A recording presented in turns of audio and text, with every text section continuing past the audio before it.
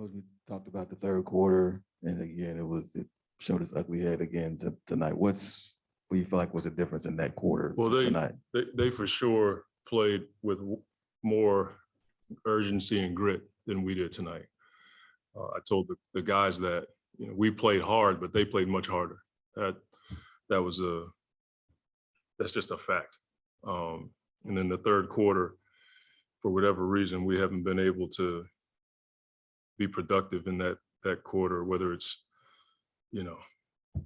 missing shots or not getting stops. But it's been a trend in this series, and so it's something that we have addressed. Now we just got to go out and be better. You guys have been in this situation, being 2-2 in the series last year with the Lakers, but the way the Pelicans are playing right now, how much of it's like, got to figure this out now and not? Well, I think the label on the series is, whoever gets the 50-50 balls, gets to the spot first, doesn't give up the effort plays, is typically coming out the winner. But I'm going to say this, 42 to 15 in free throws. You can slice it any way you want to. In a playoff game that physical, that's amazing, okay? And coaches shouldn't have to come up to the microphone and feel like they're going to get their heads cut off for speaking the truth. It was 17-2 in the first half, and then they end up with 42. That's hard to do in a game like that. And it's not like we don't attack the basket. That's really hard to do. And so, look, they outplayed us. They deserve to win. But that's a free throw disparity that you have to look at. And then when I got the technical, I've looked at a number of angles on that call. Jay hit the ball. It hit Ingram's leg. And then Jay's hand hit his thigh after he hit the ball, and the ball was gone. And so I'm like, what do you do? You know what I'm saying? But that's a huge disparity in a game like this. That's hard to swallow. Only the last thing I had, Coach, was I know it made with Devin. I know he's trying to do everything he can to get back. Do you even have that thought in your head? We can't worry about that. The guys who are on the floor, we just did it the other day. We played harder. We didn't shoot the 3-ball well, and we won the game. Okay, we didn't give up. And now we have to be smarter as it relates to fouling and knowing the bonus. But that's a huge disparity. We can't worry about whether or not Book comes back. Obviously, we need Book back. But that's not why we lost the game. They played much harder than we did tonight. Coach, what did you see with Jonas Valanciunas? You guys have done. He was effective tonight. He forced his will. He got to his left shoulder a number of times tonight. We fouled him. Like it was as if we didn't know he was going to go to that left shoulder the way he's done his whole career. The 1-3 he hit, didn't challenge it. That's on us. That's on me as a coach, not having our guys ready to play against a guy who only got 5 or 6 attempts. In game 3, you knew he was going to come back out and play with a lot more force.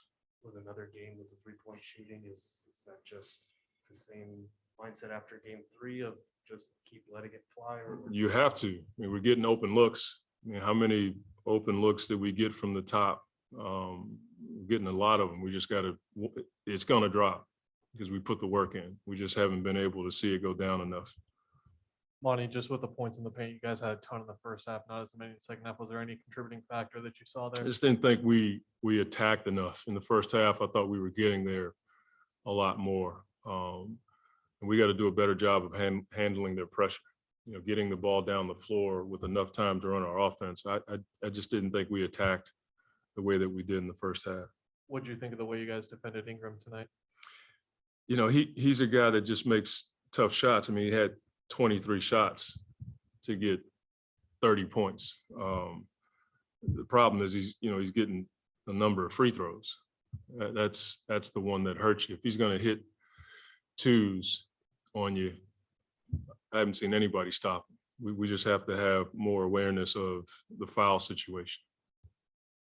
I know they changed their coverage on the way they were guarding Chris in the fourth and their personnel. But he didn't seem like I don't think he made a basket after the first quarter. Is it, the standard is very high. I understand. that. Sure. But I mean, is it, was that him or was that just maybe leaning on him? Maybe me leaning on him too much. That's probably, we've done it all year long. And sometimes it can catch up with you in a game. But they put pressure on him full court, and we didn't get other ball handlers involved enough to initiate offense. So it's something that, has happened to us before. And he's come through so many times for us, but it's probably me leaning on him way too much. And you mentioned the full court pressure. That's obviously why Alvarado is in the game. Seemed like you guys got a little unnerved by him. Even Alfred, when he came in, got unnerved. Yeah, I think that's why he's in the game. He does a good job of it. I don't even want to complain about that part. He does his job well. That's what he's been doing all year. We can handle that. We just didn't do well tonight.